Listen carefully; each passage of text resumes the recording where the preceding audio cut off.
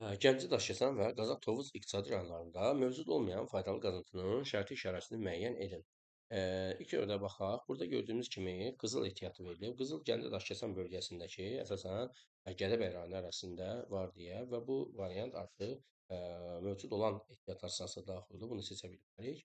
Gördüyümüz ki, ikinci sırada isə biz neftin işarəsini görürük. Neft isə bizim Qazax Tovuz iqtisadi rayonu ərazisində belə deyək ki, bu naftalan ərazisində yanmayan nefti bura misal çəkə bilərik ki, və eyni zamanda da Ceyrançöl ərazisində də həmin o qaz Ceyrançölə də Qazax Tovuzun müəyyən hissəsi düşür ki, hansı ki, o ərazilərdə bizim neft ehtiyatlarımız var. Demək ki, bu da uyğun gələ bilən variantlar olduqca mövcud olanlardan olduğundan bunu seçə bilmərik. Növbətdə biz dəmir işarəsini görürük. Dəmir ehtiyatları bilirsiniz ki, Daşkəsən ərazisində və o demək ki, burada da bu mövcuddur. Bunu da yanlış cavab kimi götürəcəyik.